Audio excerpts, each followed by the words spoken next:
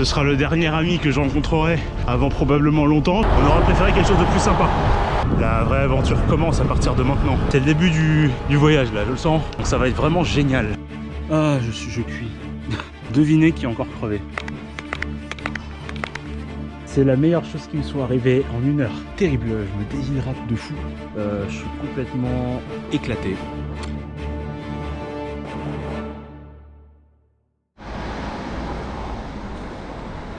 Bon, je vous emmène sur une petite sortie vélo là. 6h30, ça vous branche? On est parti depuis quelques minutes de chez moi. On en est à un petit peu moins de 10 km. Pour l'instant, tout se passe bien. Le soleil vient de se lever, c'est super cool. Il y a eu quelques petits réglages à faire sur la sacoche avant parce qu'elle avait tendance à toucher la roue. Mais hormis ça, tout va vraiment très bien. Hello à tous, j'espère que vous allez bien. Premier dimanche du mois de décembre, première vidéo sur cette chaîne depuis au moins... Cette vidéo elle a commencé sur les chapeaux de roue, je sais, mais on va remettre un petit peu de contexte, on va redescendre un petit peu le rythme pour que vous compreniez de quoi il en retourne. On est fin juillet, début août dernier, et je me suis donné un petit défi un petit peu fou, c'est de traverser la France à vélo en 5 jours. En 5 jours, partir de chez moi et rejoindre la frontière espagnole avec un maximum de forme et un maximum de plaisir tout au long du trajet, au rythme quand même de 200 km par jour. Donc cette série de vidéos, parce que tout ça sera découpé en 5 arcs, elle aura pour but de vous restituer jour après jour le ressenti que j'ai eu et qu'est-ce que j'ai traversé comme épreuve tout au long de ce voyage. C'est quelque chose qui s'apprête à être extraordinaire. Je suis super content de vous présenter ça. J'ai pris un plaisir infini au montage, donc j'espère que la restitution sera bonne et que vous serez heureux du résultat. Un jour, une vidéo, donc au rythme de 1 par semaine. On se retrouvera donc fin décembre pour notre arrivée prévisionnelle à la frontière espagnole, à Portbou, du coup, frontière espagnole côté Est. À noter pour la mise en contexte qu'il s'agit de ma toute première expérience en bikepacking, donc de voyage à vélo au long cours, en ultra. Je pars avec zéro bagage intellectuel sur la connaissance du voyage. J'ai demandé à quelques amis une liste de matériel à ne surtout pas oublier. Et voilà, je suis parti comme ça, avec un sac à l'avant, un sac à l'arrière et des Airbnb pour essayer de dormir quand même et se reposer un maximum. Sur ce, commençons tout de suite.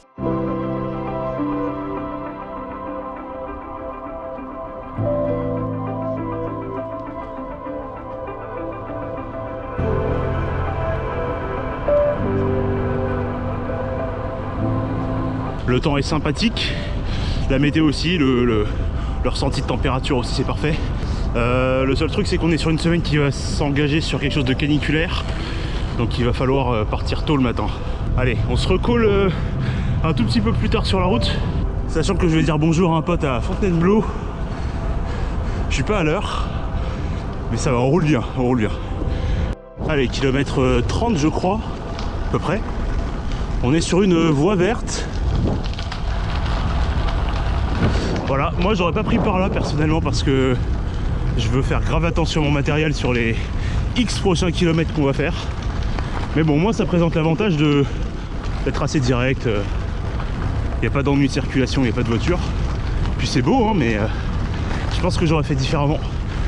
J'ai pourtant bien étudié la trace, mais je vous avoue que ce petit segment là, pas fait gaffe. Alors oui, celui-là et puis tant d'autres encore, parce que là il faut savoir qu'on part pour 1050 km et que les traces que j'ai faites, j'ai dû les faire en 2 heures pas plus sur Garmin. Bon là normalement si vous êtes connaisseur, voilà, vous savez que les traces elles seront pas tip top, mais bon, j'aime beaucoup faire les trucs un petit peu à l'arrache comme ça et puis c'est comme ça aussi qu'on se laisse surprendre.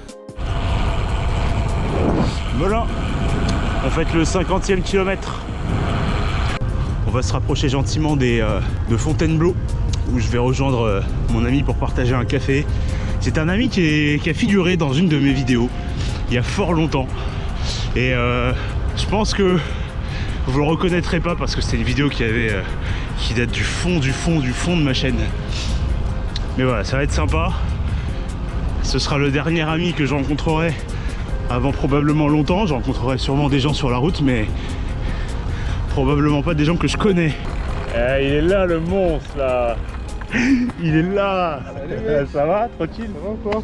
Et j'ai dit à la GoPro qu'il y avait un personnage principal de la chaîne qui allait arriver, mais que ça faisait archi longtemps qu'il n'était pas arrivé, et qu'en plus de ça, c'était... Ouais, il va falloir fouiller pour te trouver. Oh. Ça fait longtemps qu'on se... Je te jure. Donc là, Moncef, c'est la dernière personne familière que je vais rencontrer avant 5 jours dans l'inconnu. Donc j'en profite largement pour partager ce moment, un café, susciter aussi l'intérêt de mes voisins de table parce qu'on s'entendait, leur évoquer ce que je vais faire. Et une fois tout ça fait, eh ben, il était à peu près 10h30, un petit peu avant, donc il était vraiment l'heure de partir. J'avais parcouru que 70 km en 4 heures et il en restait 210 à faire sur une journée, donc c'était beaucoup. Ah, et je vous ai pas parlé de l'étape du jour du coup. Elle fait 280 km, c'est la plus longue du périple, j'ai tracé exprès pour ça. La contrepartie, c'est qu'elle a moins de dénivelé et elle va nous emmener à Nevers. Donc voilà, 280 km en une journée, souhaitez-moi bonne chance. Bon, finalement, initialement, j'avais décidé de prendre un raccourci pour aller un peu plus vite, parce que j'avais quitté le copain Moncef un peu tard. Mais là, je me suis retrouvé dans un bon Mordor hein, quand même. Hein, donc la route est, on va dire, ok, parce que c'est une 2 fois une voie, mais bon, on aurait préféré quelque chose de plus sympa. J'ai la trace, je sais où est la trace, mais je continue là-dessus parce que je pense que le chemin de la vraie trace, c'était un chemin, vous savez, un petit peu dégueulasse, avec des cailloux, tout ça. Donc voilà, je continue là. Later. Initialement, la trace, elle essaie de m'emmener sur le petit chemin à chaque fois. Enfin, le retour sur la trace, quoi. Sauf que j'ai suivi, je suis retourné sur la trace, et en fait, c'était un chemin pas du tout carrossable. Donc, je sais pas ce qui m'a foutu là, le Garmin, là. Il m'a profondément déçu. Ouais, en fait, au cours de ce périple, je me suis rendu compte que l'outil de design de traces Garmin était vraiment pas dingue pour designer les traces. J'étais souvent ballotté entre des routes un peu secondaires et des routes de terre, des chemins. Donc c'était vraiment pas dingue. Alors du coup, ce que je retiens de tout ça, c'est que le meilleur outil pour designer des traces, bah, ça reste Strava en fait. Du coup, retour sur la route principale, toujours en 2 fois 2 voies, beaucoup moins mordoresque que tout à l'heure. Mais je crois qu'elle va repasser en 2 fois 2 voies, donc c'est un peu relou. On verra ce que je ferai d'ici là. En attendant, il est 11h30 et on n'est pas très loin de Montargis. Donc voilà, on est dans les horaires. Arrivé à Dordives. Dordives, ça marque notre sortie de l'Île-de-France et notre entrée en région centre. D'accord. Dans le département du Loiret. Donc ça y est, la vraie aventure commence à partir de maintenant. Montargis, 125e kilomètre à peu près, il est midi, on va aller manger. Il reste 150 km à faire pour arriver à Nevers, donc ça promet une belle après-midi. Il fait chaud. Et voilà le menu du jour, un panini, des galettes de pommes de terre, un muffin et orangina pour terminer. Ça fera l'affaire pour ce midi. Une heure de pause, il est temps de reprendre la route. J'ai le ventre plein, mais qu'est-ce que c'est dur de repartir, putain. J'ai les jambes lourdes. Ça va se débloquer avec les kilomètres, hein, cela dit. Pour l'instant, la température est bonne. On est sur une semaine de canicule, hein, je le rappelle. Donc, faut faire attention à ça, mais ça va. Je me sens hydraté et la température, pour l'instant, elle n'est pas trop insane. Le prochain point remarquable, à partir de là, c'est le canal de Briare. Donc, normalement, c'est aménagé. On devrait être pas trop emmerdé en termes de camions, en termes de voitures, en espérant qu'on tombe là-dessus assez rapidement et que ça tienne toutes ses promesses. Très vite, le canal de Briare se présente à moi et là, enfin, ça va devenir vélo plaisir, croyez-moi. Voilà, après 130 km, enfin, on arrive sur une portion de route agréable. C'est le début du voyage, là, je le sens. Ça y est, il est lancé. On a passé toutes les routes désagréables de Paris, en tout cas, j'ai l'impression. On est dans le fin fond du Loiret. Il reste 150 km et d'après ce que j'ai vu sur la trace, que j'ai moi-même composé quand même, hein, on devrait suivre la Loire ou le canal de Briare pendant un sacré moment. On sera vraiment isolé et très tranquille. Donc ça va être vraiment génial. Vous allez m'accompagner jusqu'à ce soir 19h30 parce que je pense qu'on arrivera vers ces eaux-là. J'étais optimiste. Oh, c'est tellement apaisant. J'ai l'impression là de naviguer. Il fait pas chaud en plus, il fait pas trop chaud. C'est juste incroyable, c'est calme, c'est silencieux. C'est vraiment la totale opposée de ce que j'ai vécu ce matin. Heureusement qu'il y a ça pour équilibrer, parce que franchement sinon la journée elle aurait été compliquée. Allez, la prochaine étape ce sera la Loire. Parce que le canal de Briare porte ce nom parce que il aboutit à la Loire dans la commune de Briare. Et donc voilà, on va passer comme ça du bassin de la Seine au bassin de la Loire. Voilà, et tout naturellement, c'est comme ça qu'on va quitter la région parisienne finalement, en changeant de bassin versant. Et une fois qu'on va arriver sur la Loire, en fait, on se retrouvera sur le tracé de la Loire à vélo. Donc des pistes cyclables, des chemins, tout ça fléché, ce sera très simple. En plus avec la combinaison du Garmin, il n'y a aucune chance de se perdre. C'est le chemin tout tracé jusqu'à Nevers, quoi.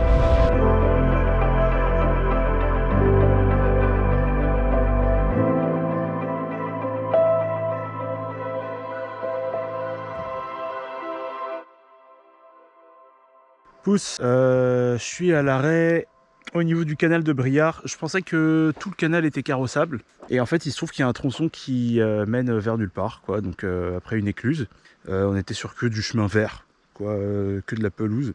Donc finalement tout le chemin n'est pas empruntable à vélo, ce qui est regrettable. Du coup j'ai refait un petit retour en arrière sur 300-400 mètres, donc heureusement c'est pas grand chose. Et je vais continuer maintenant sur route. Donc il y a cette route là qui a l'air d'être une route vers du rien du tout, mais en fait qui mène jusqu'à Ouzouer, un truc comme ça. Et depuis Ouzouer, on pourra continuer jusqu'à Briare, qui est notre objectif final. Enfin notre objectif final jusqu'à la Loire, quoi. La fatigue commence à arriver, hein, je vais pas vous mentir, hein. C'est pas étonnant, ça fait 163 km qu'on roule en zone 2. Heureusement j'ai le capteur cardiaque pour me donner quelques infos. Cela dit quand même ça fait bientôt 8 heures que je roule. Donc c'est bien normal que la fatigue se montre un petit peu. À Briare en tout cas on va faire une petite pause eau. Et on va prendre le temps de vivre quand même. Allez, à tout à l'heure à Briare. Oh là là, je déteste ce genre de route. J'ai l'impression que il n'y a que du soleil, quoi. C'est le désert. En plus il n'y a personne. C'est normal. On est vraiment entre deux villages, quoi. Heureusement c'est pas encore la canicule aujourd'hui, hein. C'est demain. Et heureusement demain je roule un petit peu moins. J'ai hâte de boire. Briare. On va faire une pause ici. On va essayer de faire un petit refill en eau. Il fait hyper chaud. Alors finalement je me suis arrêté au Carrefour parce qu'il n'y avait pas de boulangerie intéressante à Briare. Mais par contre il y avait un supermarché. Donc je me suis acheté une bouteille d'eau et du sucré pour continuer la route. Et la forme est là, mais par contre la chaleur est aussi présente. Maintenant qu'on a passé le canal de Briare, il restera tout le tronçon de Loire à faire jusqu'à Nevers, il reste 100 km. Alors j'interromps le programme pour vous dire une chose. Oui, sur la première journée, j'aurais dû vous présenter un petit peu le vélo, le matériel que j'ai pris, les sacoches à l'avant, les sacoches à l'arrière et leur contenu. C'est quelque chose que je vais vous présenter le lendemain, donc sur la vidéo de la semaine prochaine. Normalement, j'aurais dû le faire aujourd'hui, mais le problème c'est que au fur et à mesure que la journée avançait, et au fur et à mesure que le temps s'écoulait et que les kilomètres, eux, ne s'écoulaient pas, je me rendais compte que faire 280 km en une journée, ça allait être vachement chaud. Donc du coup, je me suis mis en mode rush, quoi. Et il faudrait pas, par exemple, qu'un contretemps vienne me faire perdre 30 minutes en cours de journée. Vous voyez ce que je veux dire ? Ah, mesdames et messieurs, c'est un grand moment d'émotion. On est sur la Loire, enfin. C'est symbolique parce que ça veut dire que désormais on est sur la route de Nevers et on y est bien engagé parce que Nevers c'est sur la Loire. On a quitté définitivement le bassin parisien et là maintenant on est dans la région de la Loire, on est dans la France maintenant. A little longer than a few minutes later. Ah, je cuis. Devinez qui est encore crevé. Hein, voilà. Crevaison explosive, c'est-à-dire ça s'est décompressé direct. Et ma théorie à propos de ça, c'est que c'est la chaleur. C'est la chaleur combinée au fait que je pense que cette chambre à air avait une rustine et on va le découvrir tout de suite une fois que j'aurai démonté le pneu. Les rustines, je pense que ça supporte assez mal la chaleur, ou en tout cas les rustines que j'avais. Hein. En fait, la vraie explication, c'est que j'avais pas mis le bon modèle de rustine sur la chambre à air avant de partir. Donc du coup, j'avais mis une rustine de type TPU, alors qu'en fait, il fallait que je mette une rustine pour chambre à air en butyl, quoi. On va réparer ça, j'ai une chambre à air neuve, je vais mettre une chambre à air neuve. Et quand cette chambre à air neuve aura un trou ou aura un souci pendant la route, et ben là je mettrai des rustines. Donc cette chambre à air, elle avait une rustine. Donc moi je pense qu'elle a perdu en étanchéité, et en perdant en étanchéité, elle a créé une crevaison explosive parce que je vois pas de trou nulle part. Et comme la crevaison était très soudaine, moi je m'attendais à voir un gros trou, là je vois pas de gros trou. Donc à mon avis c'est ça, c'est la chaleur. Donc voilà, les rustines ça supporte mal la chaleur, ou du moins ce modèle là de rustine là. Donc ça, combiné au fait que je roule pendant presque 200 km à ce moment, forcément la rustine elle a lâché. Et encore heureux qu'elle n'ait pas lâché beaucoup plus tôt. Je précise que ce voyage, on le fait avec des pneumatiques bien sûr neufs. J'avais adapté des pneumatiques GP5000 en 28 mm. Donc normalement en termes de crevaison, on devrait être assez tranquille sur la semaine. Et d'ailleurs malgré cette crevaison, je restais assez confiant sur la suite. Si réparer la crevaison, ça m'aura pris 25 minutes. J'en ai profité pour faire une petite pause. En mangeant un petit peu, surtout 2-3 minutes. Faut profiter des occasions qui se présentent à soi, notamment les pauses forcées. En termes de kilomètres, je pense qu'il me reste encore minimum 3 heures de route. Parce que là, je suis à 200. J'ai eu affaire à quelques détours sur la route. Normalement, la route devait prendre 273. Donc je me verrais bien ajouter 7 km de plus. Donc on verra. Est-ce que c'est ça? Est-ce que c'est plus? En tout cas, la forme va encore bien. Hein. On voit le bout, 80 km, c'est pas tant que ça. Si, c'est tant que ça. Si. On se rapproche de vers tout doucement. Allez, à tout à l'heure. Alors je sais pas si je me mens à moi-même à ce moment-là ou si je cherche simplement à vous rassurer, mais si, là à ce moment-là je suis vraiment pas au top. On peut même dire que je suis au bout de ma vie. Écoutez, moi je me connais et quand je vois ces images, je sais que je suis au bord de l'agacement, que c'est presque compliqué pour moi de vous tourner ces images. Je suis agacé par la fatigue, je suis agacé par le fait qu'il fait chaud, et je suis agacé par le fait que sur ce tronçon de la Loire à vélo, et même je pense sur tous les tronçons de la Loire à vélo, on est hyper exposé. Non mais regardez-moi ça. Ces routes, elles me paraissent interminables, exposées à mort, pas un arbre.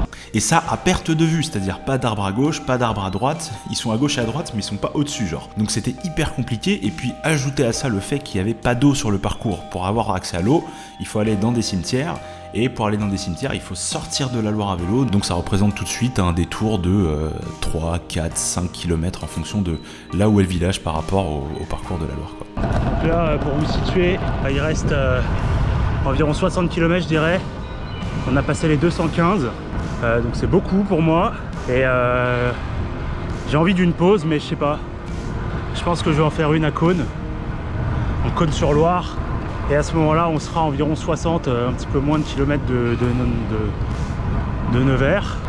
Je devrais arriver avant 20 h finalement grâce à cause de la crevaison, ce qui est pas plus mal, vous me direz, parce que avec la chaleur on aura quelque chose en moins. C'est la meilleure chose qui me soit arrivée en 1 heure. Je vais vraiment me désaltérer.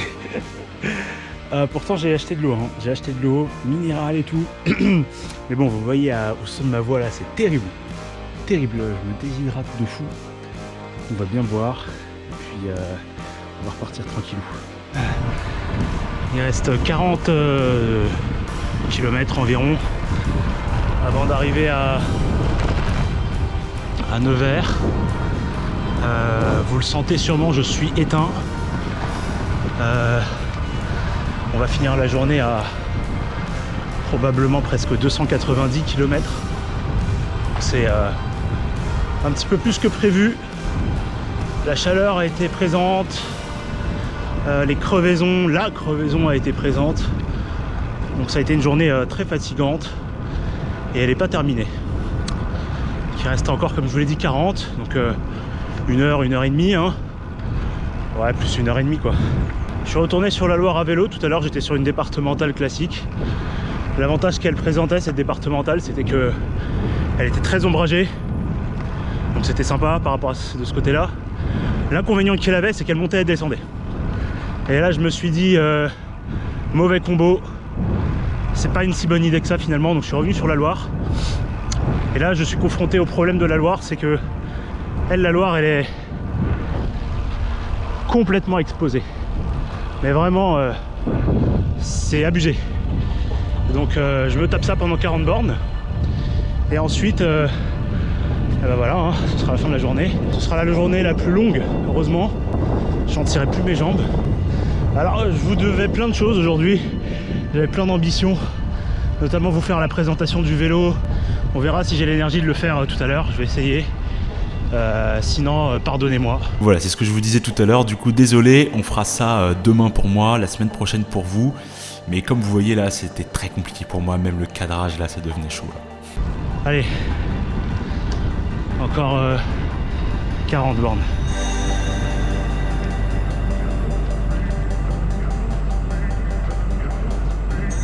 Le pont que vous voyez juste à côté là, c'est le dernier pont avant Nevers. Donc là il reste 10 km. Je suis complètement éclaté. Je vais arriver chez moi, enfin au Airbnb à 20h passées. Et donc là le plan ça va être d'acheter à manger parce que si vous voulez dans ces jours je délègue tout. Et donc à ce titre je ne prépare pas à manger. Donc là je vais acheter à manger. Je vais manger. Avant ça, je vais bien sûr prendre possession du Airbnb, me doucher. Et ensuite, je vais directement dormir. Voilà, parce que demain, le réveil sera matinal. Alors, sur ces dernières images, on est à 11 km de Nevers. 11 petits kilomètres, c'est rien, mais ça m'en aura paru 30 tellement c'était énorme pour moi. J'étais au bout de ma vie, tellement au bout de ma vie en fait, que même m'alimenter, c'était quelque chose qui était devenu difficile. C'est-à-dire que je prenais un truc, je mangeais, mais je sentais que ça me mettait pas très bien, que ça faisait plus de mal que de bien, comme si, quelque part, mon estomac s'était arrêté. Mais ça, je vais comprendre ça beaucoup plus tard dans la soirée. Du coup, sur le coup, ce que je viens de vous raconter, ça m'a pas mal inquiété. Mais une chose après l'autre. J'ai toujours mal au ventre, pas très bien, mais voilà. L'idée, c'est trouver à manger, aller me doucher, manger, et ensuite, on verra pour la suite. C'est le panneau que j'attendais depuis très longtemps. On est enfin arrivé à Nevers.